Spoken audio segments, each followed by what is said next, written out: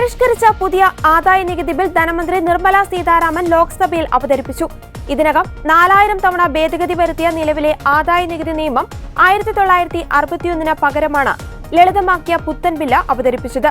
BJP M P Panda അധ്യക്ഷനായ സമിതി സമർപ്പിച്ച 285ഓളം ശുപാർശകൾ ഉൾപ്പെടുന്നതാണ് പുതിയ ബില്ല്. കേന്ദ്ര സർക്കാർ കൊണ്ടുവരുന്ന പരിഷ്കരിച്ച ആദായ നികുതി ബിൽ ഇന്ന് ധനമന്ത്രി നിർമ്മല സീതാരാമൻ ലോക്സഭയിൽ അവതരിപ്പിച്ചു. കോൺഗ്രസ് നേതാവ് രാഹുൽ ഗാന്ധി ഉയർത്തിവിട്ട വോട്ടുകൊള്ള ആരോപണം, ബീഹാറിലെ വോട്ടർ പട്ടിക പുനർനിർണയ നടപടി എന്നിവ ചർച്ച ചെയ്യണമെന്നാവശ്യപ്പെട്ട് പ്രതിപക്ഷ എംപിമാർ പ്രതിഷേധിച്ചതിനെ തുടർന്ന് സഭ ഉച്ചയ്ക്ക് 2 വരെ നിർത്തിവച്ചിരുന്നു.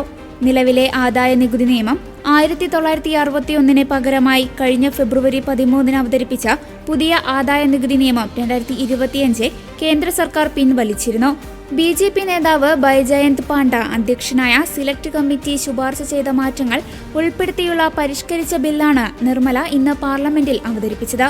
നികുതിദായകർക്കും ചാർട്ടേഡ് അക്കൗണ്ടന്റുമാർ ഉൾപ്പെടെയുള്ള നികുതി വിദഗ്ധർക്കും മനസ്സിലാക്കാൻ ബുദ്ധിമുട്ടുള്ള 1961 നിയമത്തിന് പകരമായാണ് പുതിയ നിയമം വരുന്നത്. നികുതിയടവ്, റിട്ടേൺ സമർപ്പണം എന്നിവ ലളിതമാക്കുക, ആശയക്കുഴപ്പങ്ങളും തർക്കങ്ങളും ഒഴിവാക്കുക എന്നിവയാണ് പുതിയ ബില്ലിലൂടെ കേന്ദ്രം ഉന്നമിടുന്നത്. ലളിതവും എളുപ്പത്തിൽ മനസ്സിലാക്കാനാകും വിധവുമുള്ള ഭാഷയാണ് പുതിയ ബില്ലിൽ ഉപയോഗിച്ചിരിക്കുന്നത്. പഴയ നിയമത്തിൽ 5 ലക്ഷത്തിലേറെ വാക്കുകളുണ്ടെങ്കിൽ പുതിയ ബില്ലിൽ അതിന്റെ പകുതി മാത്രം. നിലവിലെ നിയമം കഴിഞ്ഞ വർഷം, അസസ്മെന്റ് വർഷം എന്നിങ്ങനെ ഇരട്ട വർഷ സംവിധാനമാണ് പിന്തുടരുന്നത്.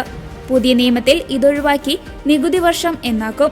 ചെറുകിട കച്ചവടക്കാർ, MSMEകൾ തുടങ്ങിയവർക്ക് അനുയോജ്യമായ വിധമായിരിക്കും പുതിയ ബിൽ.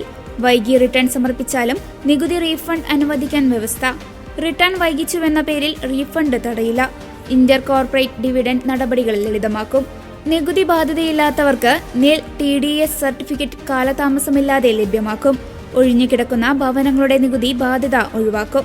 ഭവന പദ്ധതികളിൽ നിന്നുള്ള വരുമാനത്തിന്മേലുള്ള നികുതിക്ക് സ്റ്റാൻഡേർഡ് ഡിഡക്ഷൻ, പലിശ ഡിഡക്ഷൻ എന്നിവയാണ് മറ്റു മാറ്റങ്ങൾ.